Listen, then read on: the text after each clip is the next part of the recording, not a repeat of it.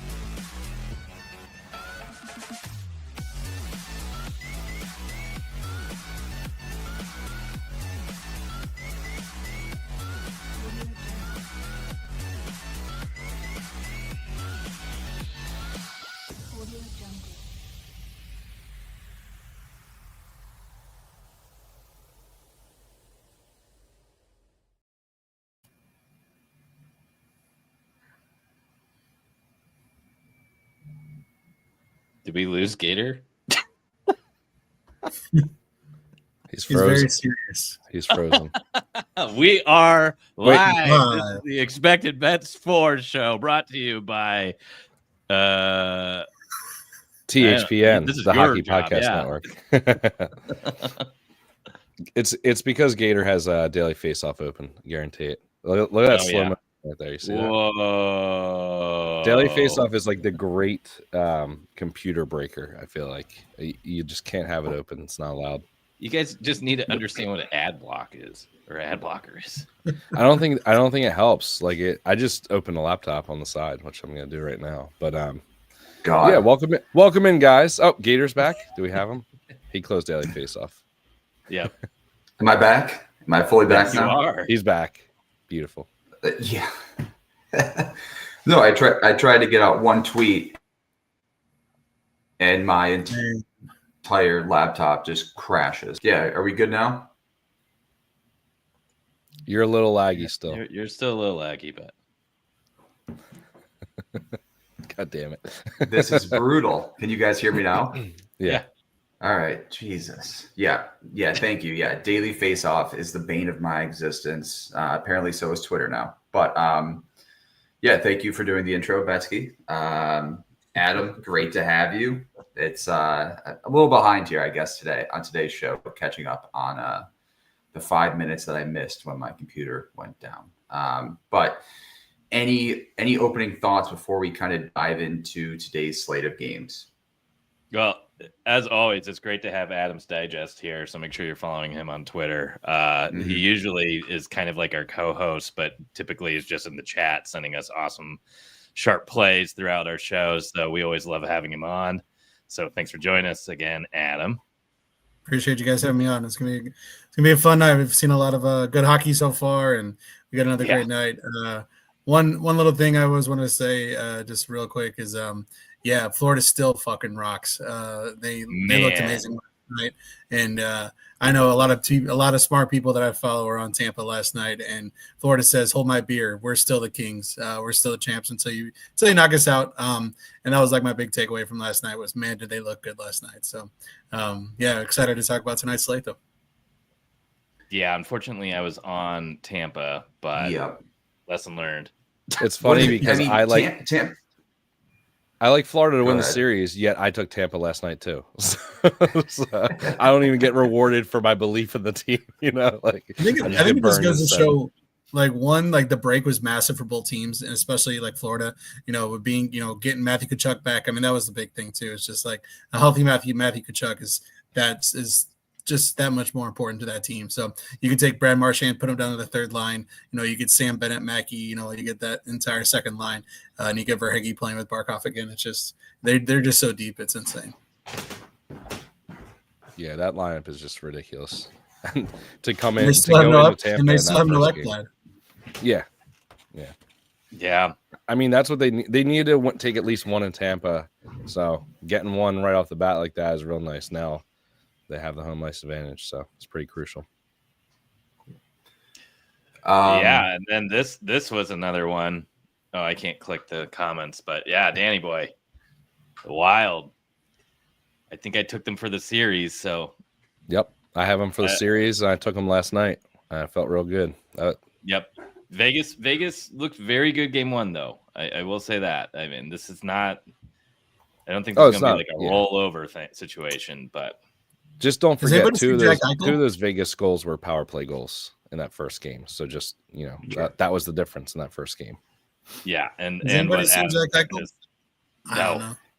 I can't find him. The Hurdle Show. I'm sure Gators Gators not feeling bad about that one.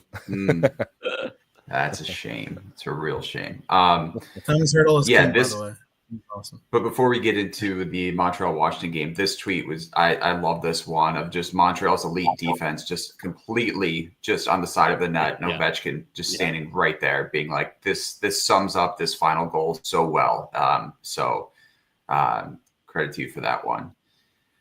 Before we dive into this one too, Mitchkov sending Torts a text saying, I wish I got a lacrosse style goal for you too, is just enough. I don't know if Mitchkov's this the sarcastic humor of him, like if he realizes how funny this is. Like Torts would have benched him for 10 games if he pulled off this or even tried to attempt it. I think he attempted it once or twice though, no? I thought he did. Well, at least once. I thought. I didn't watch Flyers hockey this year. I mean, I watched some, but like that team stinks. I wasn't watching. Why would I spend my time watching a terrible team play hockey when I can watch any other team? Come on, man. I'm a real realist here. Well, yeah. Gators muted right now. Yeah, sorry. I'm trying my office door, as soon as it shuts, my Wi-Fi just goes down. So I'm trying to I have to keep it open right now to Are you trying to speak to the door to open it? The struggle. Open now. Open door. He's like, Alexa, open door. That'll probably be a thing in a couple of years. Oh gosh. Looks like we lost him again. Yeah. He's frozen. Oh man. Now, speaking of rookie Russians, Demidov did not look good game one. So I am laying off that for a moment. Let's see if he can pick it up. And should we go right into that Washington-Montreal game?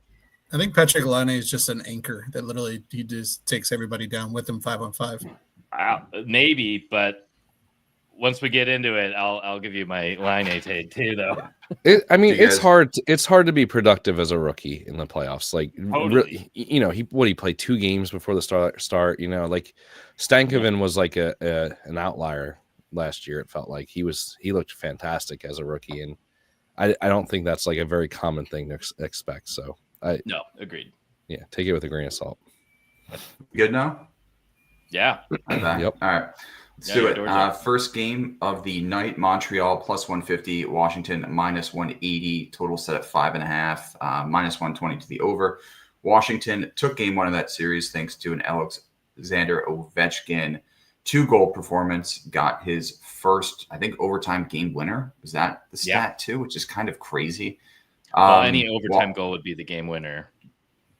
Factually. I was also correct too, but you are correct as well.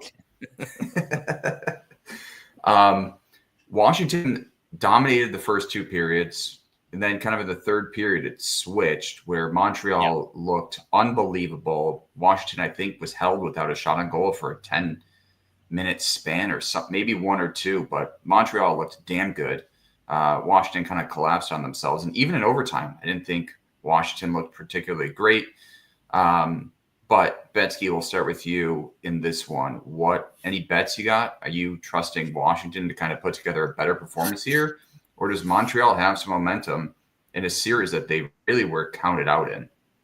I kind of lean Montreal here for the money line. I don't actually have any units on it though. I don't know if I feel confident enough in that.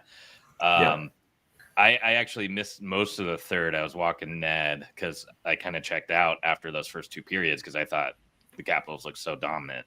I don't know if it's an older team that just kind of took the foot off the gas a little bit and let Montreal creep back, or if Montreal found that gear they need, that playoff gear that they'll need. So this is a little bit of a sit back and watch game for me again. I thought the goaltending was pretty damn good on both ends here, though, and that's kind of what worries me about the totals here too. So I'm not really committed on sides and totals here. I do have two plays that I really like, though, on the prop side of things. That's Tom Wilson point. I mean, I think this is just his series to shine a little bit.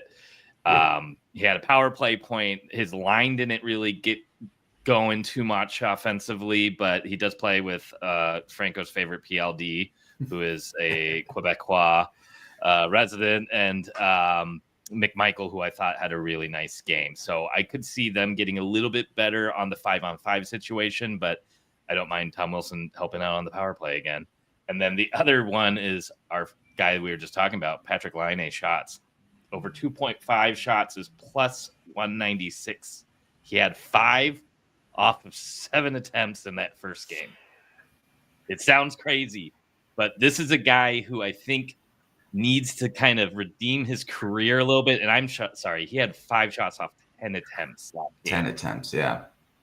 And I think this is his area where this could be his time to kind of prove to the team that longs and that they want to hang on to him for the long term. Because at some point here, he was getting buried on the 4th line.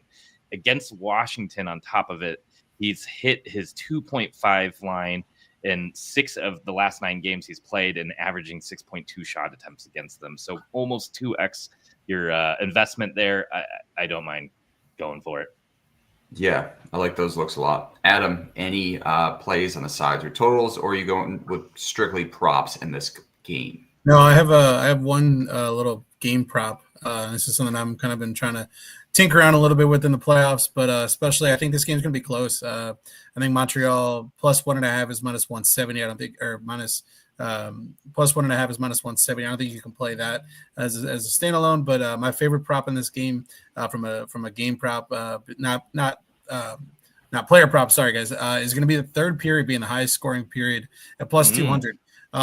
It just goes to, it's just an angle that I've been kind of doing with just like, if, especially in desperation mode, if Montreal's down like 1 or 2 goals, they're going to pull the goalie with like 3 minutes left. And we get a couple extra empty netters here and there. They don't want to go down 2-0 in this series. So just really like that kind of look. It's the shortest odds, but on the board between all 3 periods, but plus 200. I think that's still a great bet there. And then Dylan Strome, I cannot go away from him. His power play point is plus 185. I think this is a really, like, especially come playoff time, penalty kills and power plays are so important in these playoffs. And Montembeault did a great job, but he also did struggle on the penalty kill towards the end of the regular season. And I think they had a goal in the first game too. So Dylan Strome, power play point of plus 185. Give me that all day. And the third period, highest scoring period of plus 200. I like both those. Like that. Franco, what are you looking at in this game? I think this is a game mostly I'm not that interested in, to be honest with you.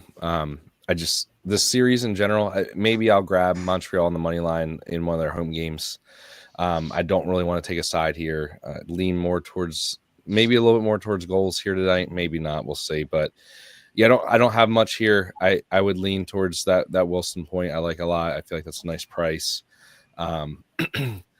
Do we trust Montreal to get shots again? Washington typically hasn't really been a target, right, as far as a shots on goal market. But Caulfield smashed his over, 8 attempts, 5 on net, so he looked good. He's bettable again. Slavkovsky's only over 1.5 at minus 122. He had 4 shots on 7 attempts, so that would be where I'd be looking. It's just I don't know if, does Washington tighten up after kind of, like you said, letting the foot off the gas in the third period, or is Montreal for real? Maybe they really just have a little bit of magic and they're going to get it done. So you also have to think too. Sorry to cut you off. Yeah. Washington lost a really key defender in I can't say his last name. Faravari. That's just another key. It's another key guy you take off that blue line. So don't hate that shot look, and especially with Logan Thompson, the way he's been playing down the stretch, he's been terrible. I think that's the goal for them, is just to get puck on net. And I don't mind. I love Montreal tonight, actually. The more I talk myself into it. I didn't mean to cut you off, Franco. I just wanted to throw that out there, that they did lose a defender on the blue line. Yeah, I mean, that's pretty big. And I mean, I guess they're going to play Alexiev, right, who's, pretty young. So another thing, too, if you do like Montreal, I mean, Lane Hudson point is minus 130. The guy's just been a machine, regardless of what, his lack of experience. So that's another kind of angle I would look at. We'll see if I lock anything in, but that's where I'm leaning. Yeah, Lane Hudson's bettable tonight for a point. Cole Caulfield is bettable for a point tonight at minus 130. That's another look that I like. But going back to Adam's point of Ferivari being out, Jacob Chikrin hops on that top power play unit line. His time on ice in that first game skyrocketed. In that first game, he had 4 shots on goal on 5 attempts. So his 3+ tonight is at a bettable number. I think it's at plus money tonight, if I'm not mistaken. Is that the real lines, though? They're going 2D? Yeah, they did that game 1. They've been, Yeah. Okay. So Chikrin jumped up into that top power play unit. He's on that first line with Carlson, who's probably going to get the majority of time tonight. So Chikrin at 3+, plus 105. I like that look a lot for tonight. Franco, you mentioned Slafkovsky. I do like him to get his 2+ again tonight. Like you said, 4 shots on goal on 7 attempts. His ice time was up as well. And at minus 122, another just great price on that. So those are going to be the 2 props that I take in this one. It's going to be Chikrin at 3+, and then Slafkovsky at 2+, kind of playing both sides for that narrative in case one team does really blow the other out. But that's all I have. Any other bets in this one? I do like that Chikrin one. Yeah. I'll never shy away from a defenseman shot on goal prop. No. I just dug up one. May I interest you in Brendan Gallagher 1.5 shots? Oh man, you going down that dark road, huh? No, because you guys crucified me earlier this season for bringing him up on the show, and now we're going to do the Brendan Gallagher love fest. That's crazy. Yes, because not only did he have 4 shots on 8 attempts, and it's kind of the heart and soul of this team. He's hit against Washington 9 of his last 12 games, and of those 9, 7 of them were 3+, going back to 2021. Listen, I'm always in for it. Oh boy, but, yeah. maybe the route to go is just pray that Montreal fires like they did in game 1 and just stack your Montreal guys. Yeah, you take Caulfield at 3, Slafkovsky at 2, Gallagher at 2, Line A at 3 or 2 if you want to be safe. It's funny looking back at this Gallagher chart. Like this props.cash has them all the way back to like 2022 and 2021 seasons. Like I remember him just being a demon with shots back in the day. Mm-hmm. That shows like how much his he's getting up there in age, but damn, man. Crazy. 2+ minus 120 tonight on DraftKings. Not bad. Interesting. Interesting. All right, let's move on to the next game here. So we have Dallas, Colorado minus 192, Dallas plus 160, total set at 6.5. Series split 1-1. Colorado dominates game 1. Dallas comes back, wins game 2 in overtime thanks to Colin Blackwell. Shout out the Sabres who didn't give him a contract. Yeah, you guys rule. We suck. Anyways. Yeah, Franco, we'll start with you in this one. Some big news before we do that. Landeskog is going to play tonight. That's kind of, we can start there. We looked at his props, 2+ shots on goal, minus 165. His points minus 130. Or I think his points plus 130, excuse me. I think we're all in agreement here that we're not taking either of those overs. No, yeah, I can't. Not his first game back. I mean, the guy hasn't played in a really long time. I can't imagine how good it's going to feel to get out there, but it's just going to be a different thing for him. And when the game's really going, if the game's tight in any kind of way, you got to think that he's going to be limited on his ice time. So I don't want to go there. I will say, I guess there's two angles to kind of look here. Do you think that the boost gives them like that extra juice in the first period, or is it one of those things where like they're firing for like a little bit and they kind of go flat? But I tend to lean towards like the former, I guess, and I think you can grab that Colorado first period puck line at plus 135. Feels like a good number. I love that. Yeah, I just feel like as you guys know, like I took Dallas, to win the cup and win the West. So like I really don't want to be pro Colorado in a lot of these games. It's just against what I'm doing. So this feels like a game Colorado should win though with the Landeskog boost. Heiskanen might play in game 4, so obviously that would be big. He did travel and skate today, so this would be a spot I'd be looking to back Colorado in any kind of way, most likely. But I'm going to go with the first period because I think that's going to be like the biggest bump they get. But yeah, I got to look a little bit more into props.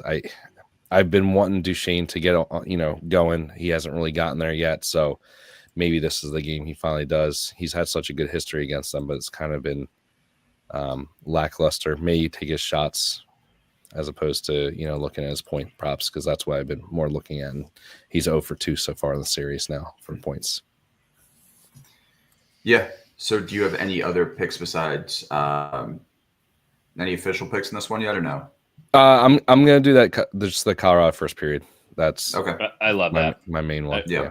I really like that. I was trying to find a way to take a cider total here, and I was talking to the boys before we started, and I was saying I'm leaning the over here. In fact, I had placed it, and then I cashed it out. Or I'm sorry, I said that I leaned the under here, and I cashed that out. I do think I still lean the under here, 6.5, but obviously these are two teams with tons of firepower, and if the goalies can't keep up again, you can see that soaring past it too. So probably another little bit of a wait and see, but that first period feels really, really nice. I love that. Yeah. You're talking about backing a cider total. This feels like a game that Colorado has to win here to stop any momentum that Dallas is building. Agreed.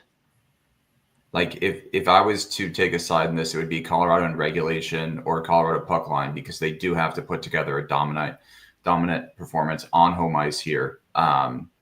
Dallas kind of got one back on them. Again, Dallas was at home, but still at this point, Colorado feels like the better team. And if Dallas starts to get players back, that's only going to build to their momentum. So it feels like Colorado, this is a game that they need to win tonight. Agreed. Now, counterpoint. I'm a little concerned about the Top Guns on Dallas, and this is kind of why I was leaning the under before. I mean, if you look at who's been putting up points for this team, it's not the names you're expecting. So I think if I got somebody, where's Jack Eichel? Where's Mikko Rantanen?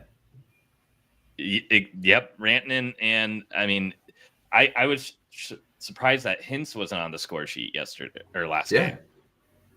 And granted, that top line is not what it used to be with Jason Robertson up there, and when they stacked it with Wyatt, and they're kind of spreading out the depth here, but that's where they're also getting on board. I mean, we saw Blackwell, Harley got on board, Dadonov, right?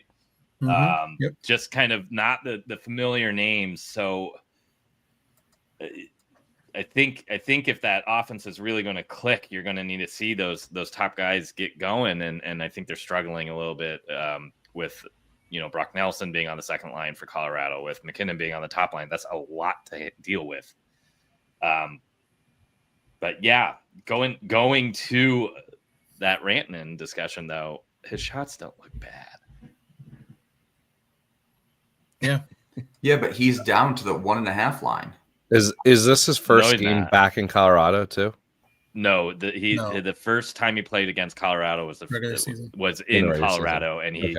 And I think he got a little emotional, let's just say, and didn't seem to really want to give it to them. He only had 3 attempts and 2 shots. Yeah, but okay. over the last 2 games, he had 4 attempts and 3 shots in game 1 of the playoffs, 7 attempts and 3 shots in game 2. Granted, we did have some overtime there.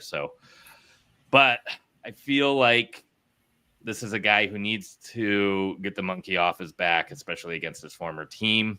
It's in Colorado. Should be an emotional night with Landeskog coming back. I can see Rantanen really kind of stepping up too, and you have the chance and opportunity to get his 2.5 line, which again he's hit in 2 straight in the playoffs, for plus 155 right now. Yeah, I like that look. Adam, what are you looking at in this game?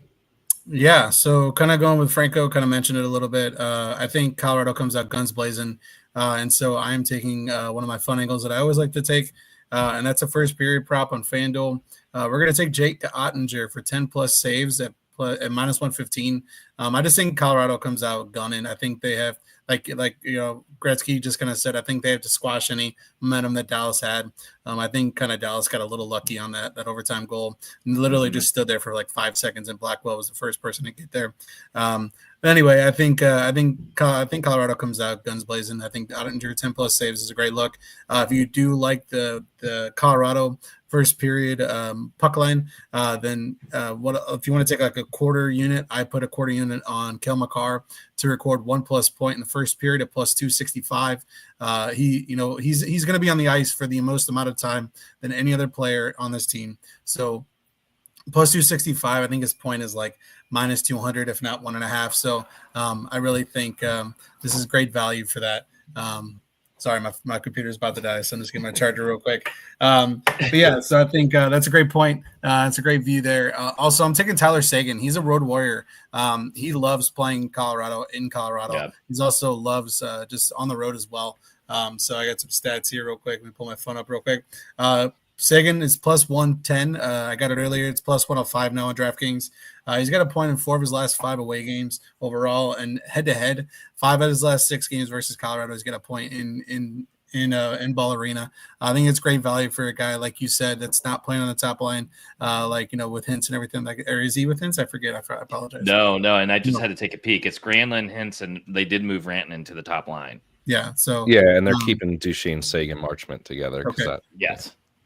Yeah, and I think I just think and just kind of touching on the Hintz thing. Hintz is just as bad as like Robertson's splits are without Hintz. Hintz's splits are just as bad as without Robertson. And there's a big reason why Hintz is not an offensive like shoot first kind of guy. He's more of a pass first kind of guy, and he's doing things that he's not him being out is forcing him to do things that he's not normally used to doing. So I think that's one of the big reasons why they're struggling. Now you get Nathan McKinnon, you get the last change and everything like that. I think they're going to run over that second line for Colorado tonight. So love Colorado tonight. Love the over. I think we were kind of talking about this pre-show.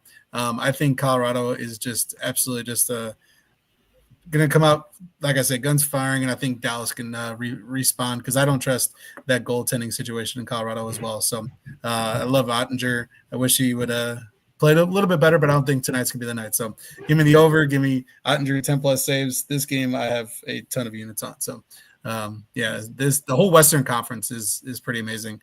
The games have been unbelievable so far. And then, of course, I'm in a little Capper contest. So this is it.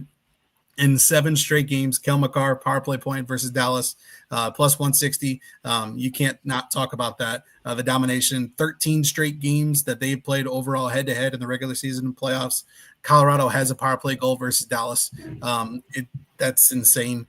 So you can pick, Duran's got a power play point in 2 straight. That's a great value. Cale Makar plus 160, Nathan McKinnon plus 130. So love the special teams in this game as well. Yeah, Cale Makar assist is bettable tonight, too. I think it's minus 130. He's had an assist in each of his first 2 games of this series, so I don't mind that look at all. Hale brings up a good point here that we kind of, I believe, touched on heading into the playoffs, but this is our first show since the playoffs have started. He mentioned he's not a big fan of shots on goal props. So shots on goal props obviously historically haven't been kind of a great angle to target in years past. However, I think especially this year, they've been pretty profitable. You're just kind of got to be more selective of the guys you're targeting.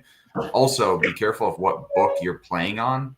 DraftKings includes overtime for shots on goal. FanDuel does not.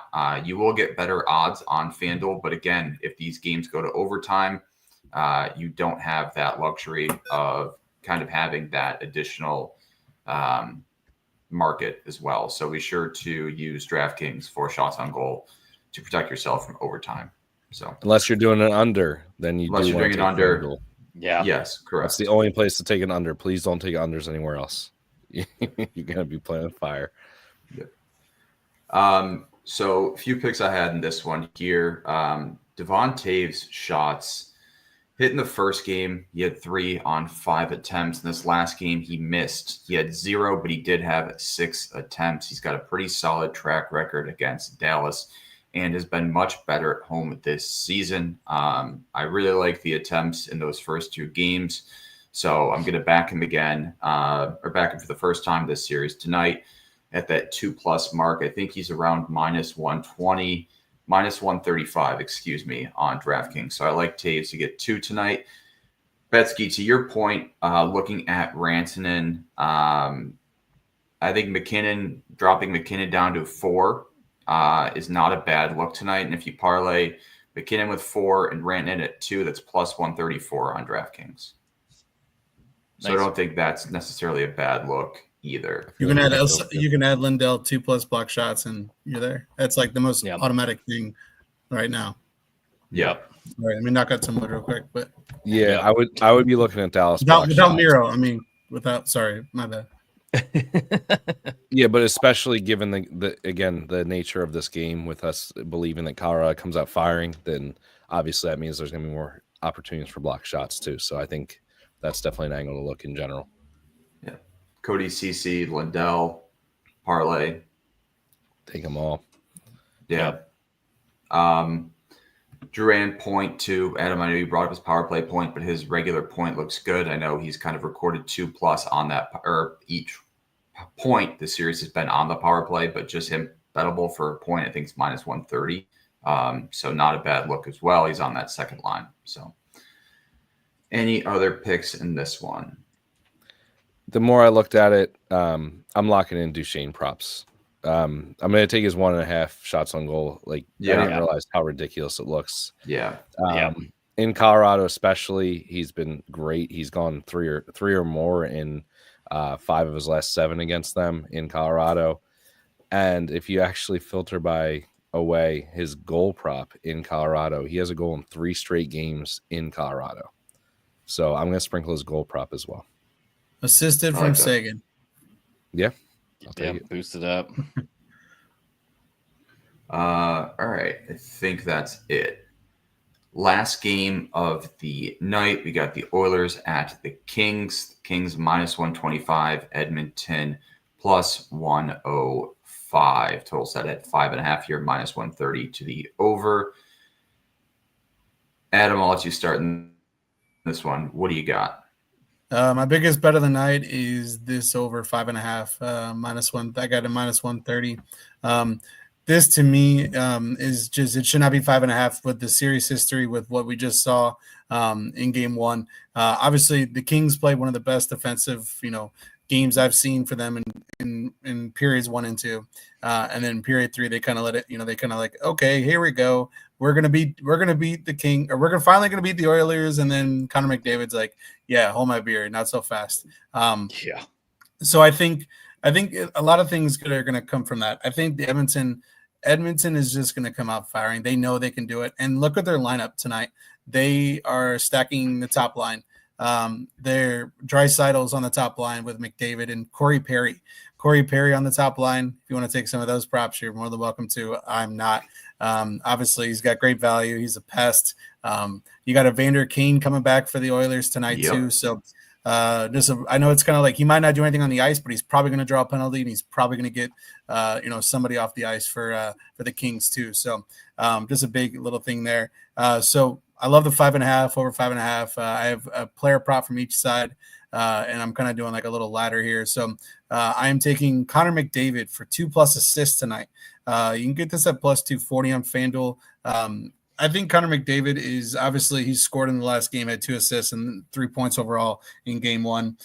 He's got 2+ assists in 4 of the last 5 overall, and 3 of the last 4 head-to-head in the playoffs versus the Kings. So to me, I think this is great value at plus 240 for a guy that's going to be on the ice for a ton of minutes here or there. And then also, I think one of the best players that I watching game 1 was Quentin Byfield and what he's done kind of coming into his own in this first couple of games here in the playoffs. But he finally has that confidence. And so I'm going to take it as point and minus 118. I'm going to sprinkle his 2+ points at plus 460. Byfield has, and this is, I actually have a fun little prop here on him as well. But his prop, he's got a prop.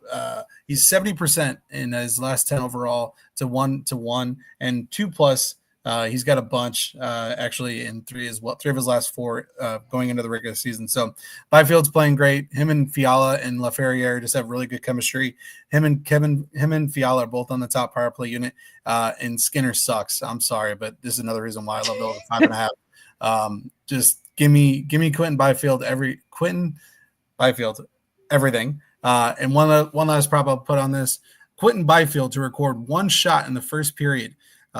He's hit this in 8 straight games overall versus the Oilers.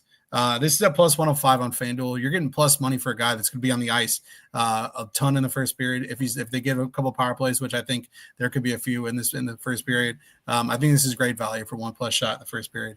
Just a fun little trend I found. So, yeah, sorry, this game is fucking awesome. Yeah. I saw a tweet the other day by Oilers Jack that said the LA Kings have clearly scouted Skinner extensively and found out that his weakness is shots on goal. So great tweet the other day. I love that. And I was like, you know what? That kind of sums it up here. Betsky, what do you got in this one? I'm going to go straight to Kings money line here. I'm going to ride the home teams again? Probably this entire series. Yeah. I don't mind it. I think I like that over a little bit more, but I kind of want to put my theory to the test here and see if the home team wins each game. The other piece here that I think you just can't miss on is Kuzmenko point. He's minus 115. He had 3 points in that game. He's had 13 points in his last 10 games played. Plays on that top line with Kopitar and Kempe. I mean, if you like those guys, I don't see why you would want to sleep on Kuzmenko, who at this point is kind of playing for the spot in the NHL. On the top power play as well. I mean, it can really take anybody in that top 6 and take a point or staple them to a line mate, and you got to feel pretty good about it. Yeah. And then the other prop was Nurse block shots. I thought looked really good. I think its 2.5 line is pretty spicy and plus 145. He had 6 block shots in game 1. I think this is a guy who needs to kind of understand the assignment, and he's kind of has to evolve his game a little bit. And all of the Oilers need to just kind of turn into human rubber walls if they're going to, if they have a chance to get out of this series. And I think they're all going to have to protect Skinner. Yeah. Because he sucks. Agreed. Yes. Because the Post had better save percentages than him. Yeah. That's bad. I mean, just going to your point. McDavid 2+ points tonight seems like an auto bet in this spot. Edmonton's down in this series. It seems like an auto bet. They're stacking their top line with Draisaitl. You can even go Draisaitl 2 points, but love McDavid at that 2+ points mark tonight. Franco, what do you got in this one? Well, somehow I have a laundry list as well, just like or CVS receipt like Adam had. Yeah. Luckily, you guys didn't hit on all of them, so I'll go quick on the ones you guys talked about. But McDavid 2 points, easy bet of my life. Bet 365 has him at plus 125, which is just insane. Jeez. Jesus. And then Draisaitl's plus 140 over there. So I'm taking both of those straight. And I'm also going to parlay them for 2 points each. That's plus 240. So lock me in for all 3 of those.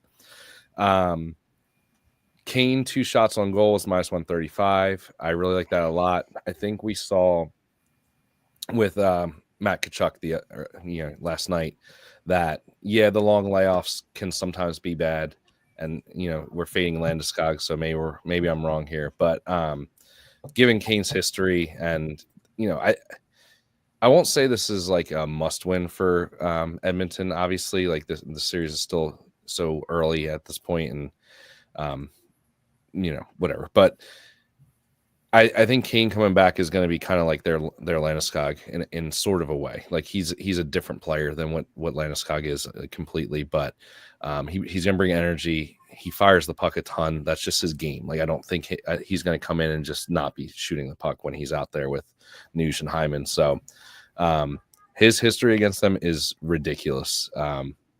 It's like a 92% rate. I don't even know how many games this is on props.cash because it's just so many. It goes all the way back to 2022, but he's only missed twice in all those games. So yeah, give me that all day at that number. Minus 135 feels just like a free hit there. And then on the LA side, I'm looking at Fogel props. He did not record a point last game, but I just think given his line and what they've been doing, I'm going to go right back to him. Plus 150 for a point for him. And I really like his two plus shots as a parlay piece. So take it however you want. I'm going to do it with McDavid point because I just feel like that's pretty damn free. And that's minus 110. So Fogel 2 shots, McDavid point is minus 110. And I do like that over 5.5 at minus 130 as well. So yeah, I went light on the other games. This is the game that I'm going to be having the most betting interest in tonight. I just think it's going to be a fun one, back and forth, lots of goals. Yeah, shout out to our friends at 2Pad Stats. They gave us a graphic for the slate for tomorrow that we'll bring up, but makes a good point.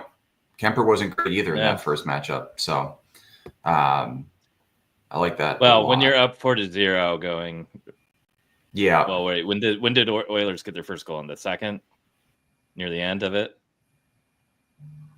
Anyways, you're up 4-0 at some point here. I think the Kings may have.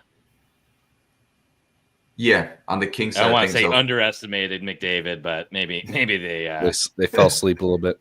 Yeah, but no, that's a good point though, and leads right into the reason to like the over.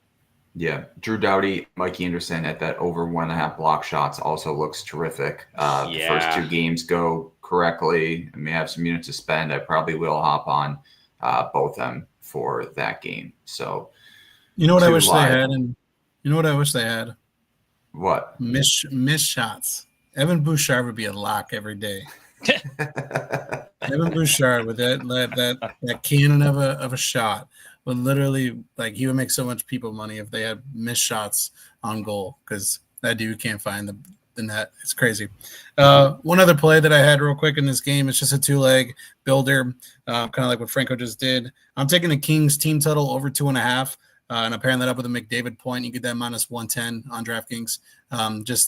Just love that play. We just talked about how Skinner is not the answer, and it's McDavid. You're not keeping him off the score sheet. So love that minus 110 for a little builder. Yeah, love that. Watch this go 1-0. 1-0. I mean, yeah, right. I mean, if they had missed shots to the controversy, shorthand goal. Yeah.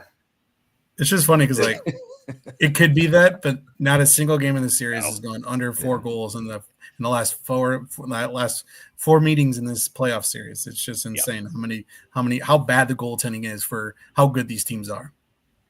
Or it'd be a Vander Kane goal unassisted. That's his only shot on goal of the night.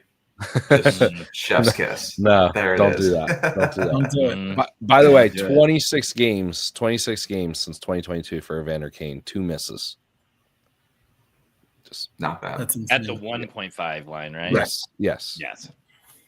But the 2.5 line's not much different. Yeah, I mean, just an you additional can 3 misses. Yeah, you can ladder him if you want. Yeah.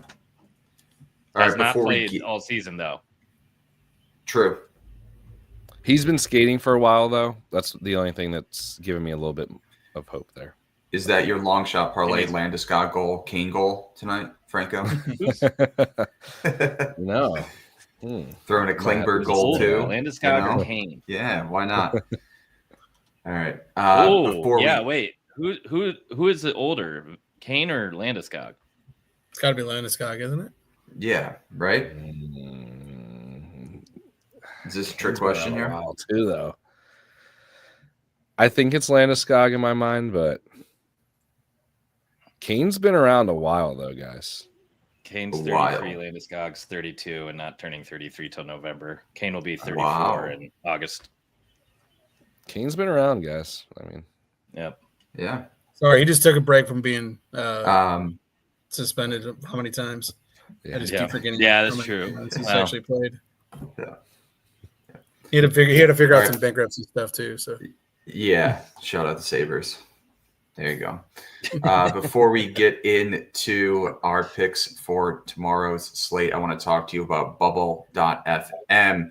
We have our own page over there on Bubble FM where it provides kind of these short clips, which is going to be especially useful for everyone going back and listening tomorrow. You don't have to go through our full episode, which we'll post. You can just kind of go click through. They'll have each curated game with all of our picks. So if you're like, hey, I don't really want to bet on, let's say, Vegas, Minnesota, but I'm looking for a pick in the early slate for Florida, Tampa Bay, will have that 3-minute clip of all of our picks for that game. It's a complete transcript as well. So if you can't listen, you just want to find the picks, they have that as well. So be sure to check them out. It's an awesome site. They've been a huge help so far for the postseason of helping us find all of our bets that we gave out in the first round series, of all the bets that we gave out kind of leading into the season. So be sure to go check out bubble.fm. The link for that will be in the description of this video. So thank you to them. Really an awesome resource. So, all right.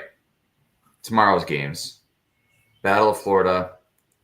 Florida plus 105. Tampa Bay at minus 125. Florida up in this series. 1-0. Cirelli game time decision tomorrow.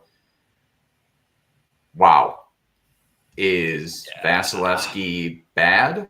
Or is Florida good? Or is it a combination of both? What was his goals above expected number? It was like real bad, right? Yeah, it was. Yeah. -3 or something. I'm wondering how that long break affected Tampa. I mean, clearly it didn't affect Florida. I'd like to say how it affected both teams, but that game was just really weird. And I did not feel like Kucherov looked very engaged. I mean, Nate Schmidt scored 2 goals. Yeah. It's never happened. Is this a lack of focus, lack of Florida just played their style of hockey and Tampa Bay just wasn't ready for it. But again, this feels like a must-win for Tampa in Game 2. If they go down 2-0, losing 2 in their home barn, this series is over. That's over. It's over. Yeah. I love the over 5.5. To me, it's just looking at like both these special teams are like insane. I know you have good goaltending in Vasilevsky. Just looking at these, playoffs, playoff, game logs and stuff like that. I mean, they've let up. Vasilevsky's let up. I'm trying to think. I'm looking at 3-3-5, 3-6-6 in their last 6 games versus Florida. Like, to me, there's some goalies that just can't get. There's some teams that just have some goalies' names or numbers, and that's just, to me, I think just the way, like you just said, Nate Schmidt scored 2 goals. I think it just goes to show like what Matthew Tkachuk does, what it can do to their lineup. Like it just lets him play his minutes. Like it gets Tampa gets in. If they get in penalty kill trouble again, like this game's over. I'm sorry, but Vasilevsky is one of the best goalies in the league. But with Barkov, Reinhart, and you get a healthy Matthew Tkachuk. I love the over 5.5. And then again, you got the desperation, Tampa pulling their goalie. I think this, they could pull their goalie if they're down, 5 minutes left to go in the game. I know that's not. Yeah. Who's the coach that does that, Franco? Patrick Waugh. I mean, Waugh did it. That's right. Waugh. Yeah, Patrick Waugh. That's his signature. 6 minutes to go. No, I just love the over 5.5 -1. It's not going to be like that. Edmonton. In the Edmonton game tonight. So can you guys hear me okay? Yeah. Wi-Fi. No, you're good. Okay. That for a second. Perfect. Yeah. So over 5.5 in this game, and then you got to go back to Matthew Tkachuk power play point plus 210. That's my first look in this game. Just with how dominant he was last game, scored 2 power play goals. Last game, I don't think he stops again tonight or stops again tomorrow. So love Matthew Tkachuk plus 210 power play point. Yeah, I like that. Again, I see minus 2.45 goals saved above expected on 16 shots. Jesus. Not good. No. We talked about Nikita Kucherov not showing up, Betsky, but you know who did show up for Tampa Bay? Jake Gensel. Jake Gensel was absolutely firing in game 1. What did he have? 6 shots on goal. Any thoughts on going back to him for game 2? It feels like it's kind of right there. It's a bettable number. Getting that at even money for 3+ tomorrow. That'll be interesting. Yeah, I'm curious to see what they do with the lines though, without if Cirelli's not playing, and if they want to kind of get the offense going, maybe they're going to stack that top line, and then I don't know. Do you trust the volume there, or is that going to help guys like Point and Kucherov get going? It's going to be a weird game. I need to figure out how I want to attack it. It is a weird game. Right now, I'm not sure. Yeah. Unfortunately, I think I am backing Tampa Bay again tomorrow in this must-win game. So yeah, that kind of feels like right. Tampa Bay money line. Yeah. Me too, Gator.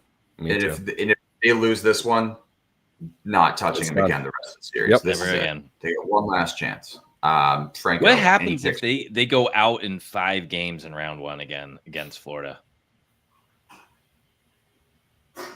Yeah, that'd be brutal. I mean, what do you do as far as? I mean, it's too early to sell. No, I think you just run it back again. I mean, make some changes. You must have to. Yeah, last year for Cooper, next year too. Yeah. Well, if that's the case and they stink next year, Cooper's gone, and then they're selling everyone. Yep. Oh yeah. So, Franco, what do you got in this one? Yeah, I'm just I'm going Tampa money line again. Love it. Like I said, Yeah. I want Florida to win the series, but Yeah. I'm just gonna keep betting Tampa for some reason. Yeah. But yeah, this is one of those things. It's similar to the Dallas Colorado series, right? Where Colorado got that first game, they looked dominant, and Dallas was able to eke out one at home, which they really needed to do. And as much as you don't want to say after one game this is a must-win game, this is really almost a must-win game for them, just like it was for Dallas. So I'm expecting Tampa to make the adjustments that they need to. Vasi historically has been a great bounce-back goalie in the playoffs. So, yeah, I think it'll be a tight game. But, yeah, I'll go Tampa money line again one more time. I like it. All right, next game up, we got Toronto at Ottawa. Ottawa minus 112. Toronto minus 108. Total set at 5.5 here. Minus 120 to the over. Toronto leads 2-0 in this series. And like I mentioned before, our friends at 2Pad Stats, you can give them a follow. Awesome goaltender breakdown here. We can really see Stolarz has been consistent over his postseason performances from his last 3 years to the first 2 games this season. Ullmark is not. Ullmark has struggled this year with a minus 1.7 goals saved above expected, a 0.8 save percentage. So just not a great series for Ullmark here. And again, thank you to at 2Pad Stats for this graphic for today's stream. Franco, are we just going to continue riding Brady shots? So, well, first of all, is that just Toronto's offense being what it's been, or is it Ullmark being bad? You know, like I get goal saved above expected is just a independent number. I know. Yeah, I know. I'm just saying, like, Toronto can make anybody look bad. It's kind of what Correct. I'm getting at, right? Yeah. So we'll see. We'll see what happens here. I kind of lean Ottawa in this game, to be honest with you. I know they haven't really shown enough to really feel confident to back them, especially with, I feel like they've taken some really bad penalties, especially in the first game, but minus 112 feels pretty good. Getting them at home. They are much better at home. I think for sure you go back to Brady shots to answer your initial question. I don't think there's any reason to go away from them.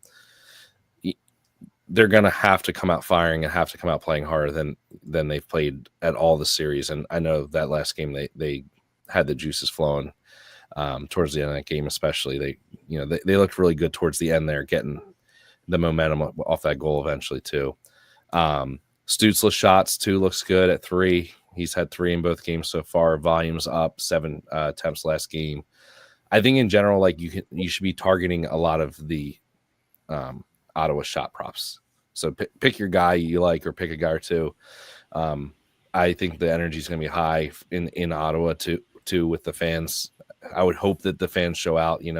I saw some stuff about them selling tickets to Toronto fans to make a quick buck, but I got to imagine that place, just having like the long layoff they did from being a playoff team, is going to be popping. So maybe you take Ottawa in the first period too, maybe as another way to kind of look.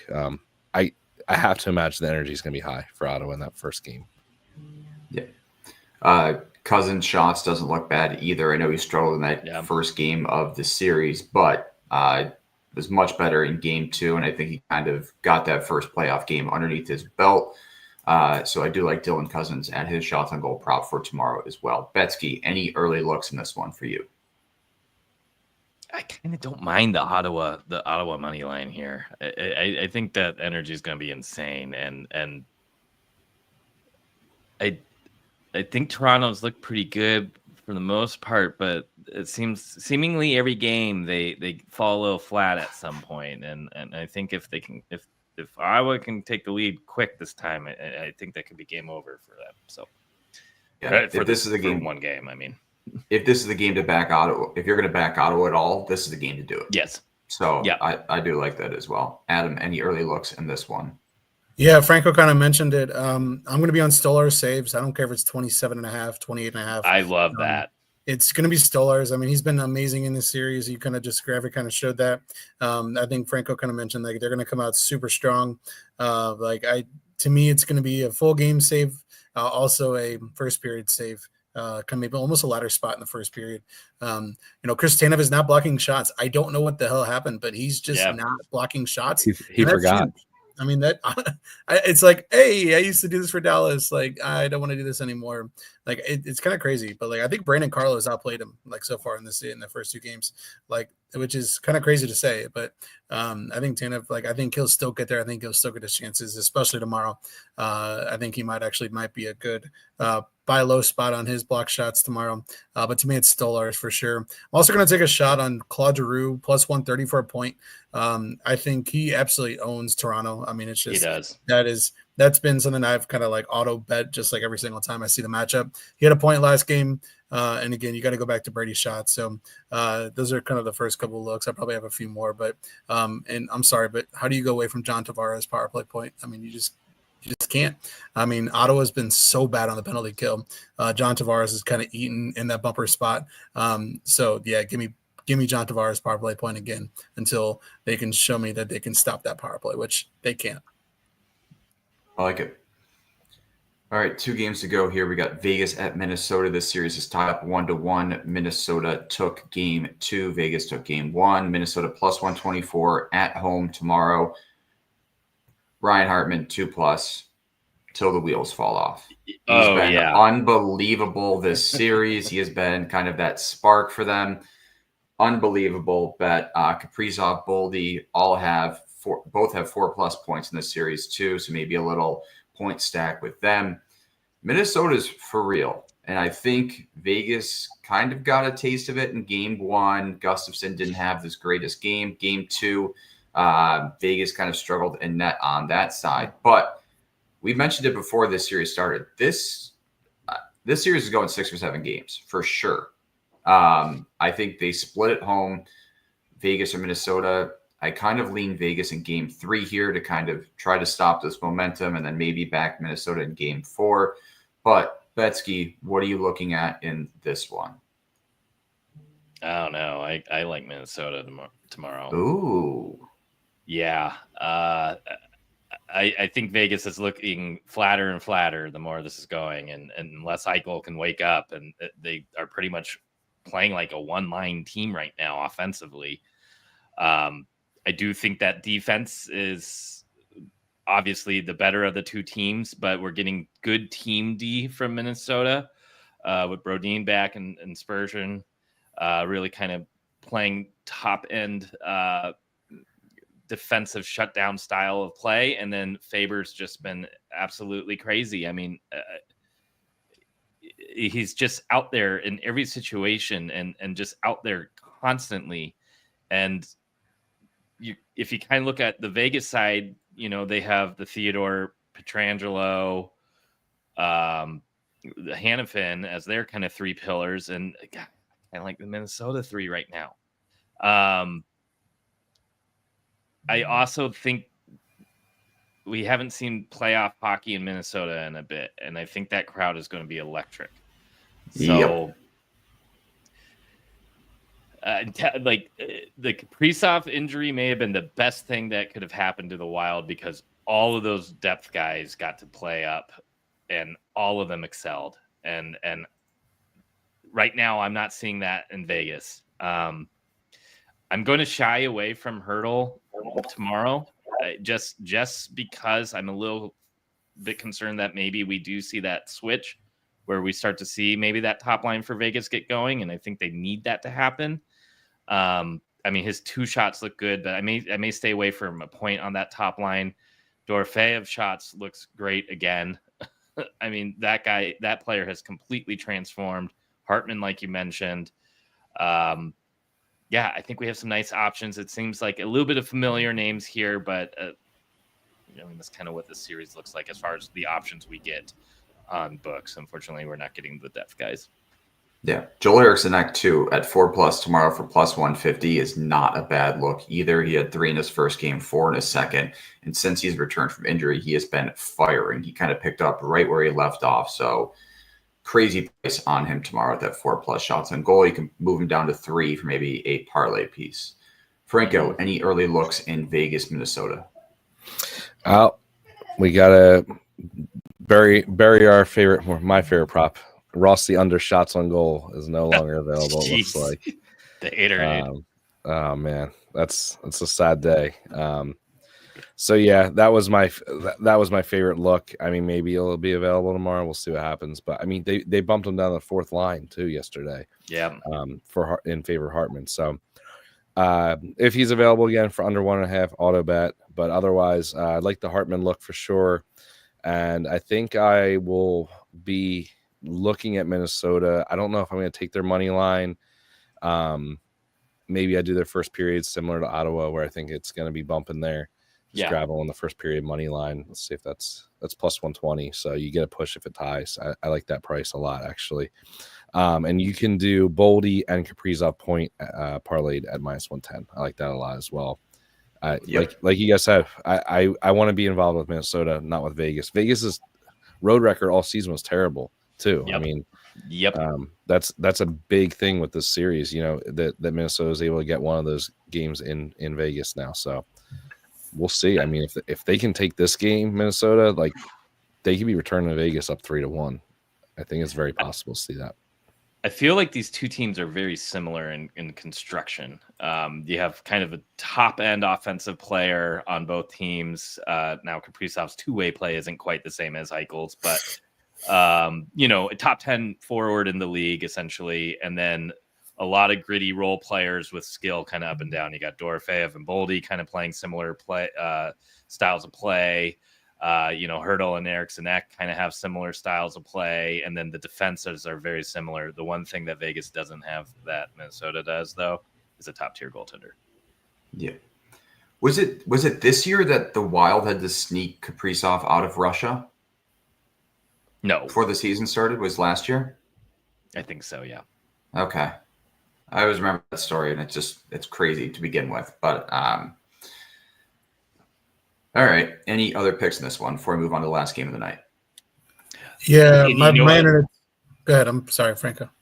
Or real quickly, I think I like the first period for Minnesota more than the Minnesota money line. Now that you like a draw, no bet, or you just take a money line straight up.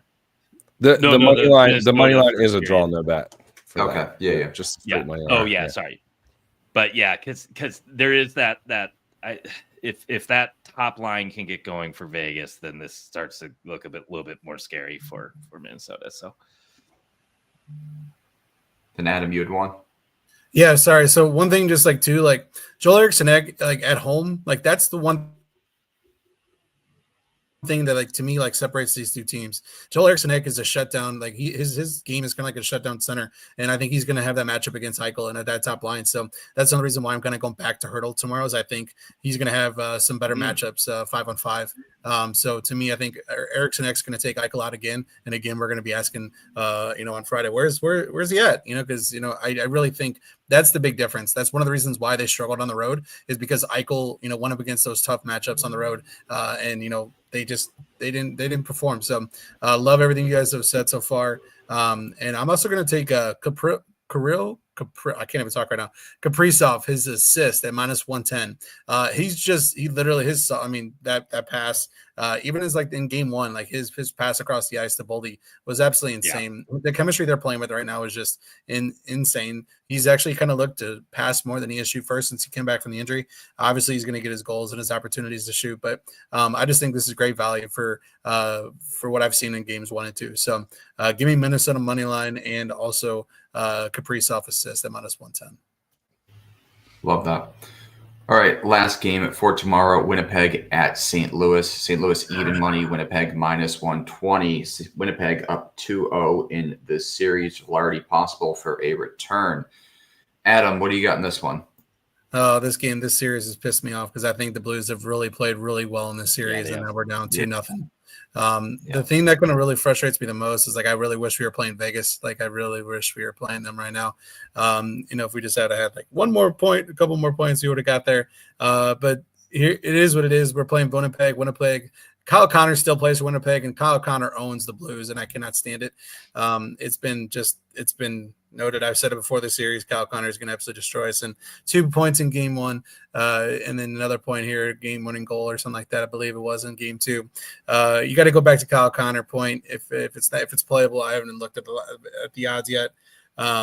But to me, also, I think Jimmy Snuggerud was the guy that really stood out. He got moved to the top line in game 2, and the guy literally was responsible for both goals, in the first goal and the second goal. He was the guy that pushed Bennington into the net, and it is what it is. But I think Snuggerud, for a point, his shots are insane. He's just a shooter. Like, it's just what he was in Minnesota. That's what he is so far with the Blues. So don't hate that. Also, Bolduc for a point, the way he kind of is that bumper spot on the power play. I think St. Louis comes out and wins this game. I think St. Louis here in St. Louis is going to be absolutely going crazy. And they have the ability to claw back and tie the series going back to Winnipeg. So really like the Blues tomorrow, and I just hate Kyle Connor. That's all. Love him when you're not playing the Blues, but yeah, I do like St. Louis in this game tomorrow. Again, they've played well all series, but yeah, I'm getting a great price on that money line. So give me St. Louis at home tomorrow. Betsky, what do you got in this one? This is another one I need to sit and marinate in and think about how I want to attack it. But I think we'll get some nice prices on some St. Louis props. Again, just kind of figuring out how I want to feel that all out. Buchnevich, great history against the Jets. He was at a bettable number last game. Let me see what he's at now. But that may be an area where I lean into. I don't know how I feel about the sides and totals. I want to lean the under here, though. Buchnevich point is -125 right now. I may actually take that tonight.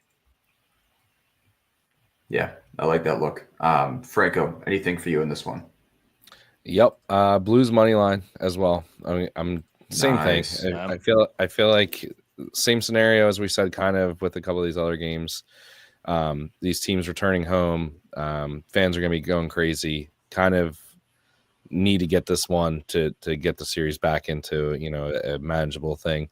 I feel like the biggest thing for the Blues, honestly, and we're not seeing any updates on them, is just the loss of Dylan Holloway is massive for them. I mean, it's crazy, like the change from this time last year what Dylan Holloway was with the Oilers, where he was just a guy coming in and out of the lineup, and they couldn't really get any consistency out of playing time from him, and to now what he was down the stretch for the Blues and how much they're really missing him. So I can't find anything about whether he's going to play. Like, I don't even know he's going to play the series at all, even if it goes to 7 games, and that's a damn shame for them. So hoping that Velarde's not back. I think that's going to be big for Winnipeg. So I think they really need to get this one in particular if Velarde's out, because if he's back game 4, that just adds another offensive defense dimension to this Jets offense. So they need this one pretty bad, the Blues. And like you said, they haven't been playing particularly bad either. So that'll be the main thing I'm looking at. I'll probably look and see probably some of the top line guys to maybe like a point stack, or like you said, Snuggerud to get one. Just being involved with it, Thomas and Buchnevich is a good spot to be in, and you're getting him in a real nice plus number too. So yeah, keep an eye out. Thomas didn't practice today. I don't know what that was all about. Could be just a maintenance day. God, I hope it is. But there was Matthew Joseph, or one of the Joseph brothers that we signed in the offseason was a placeholder for him. So just keep that in mind. Just keep that in your thoughts. But if he's out, we're done. We're screwed. We're pack it up. Yep.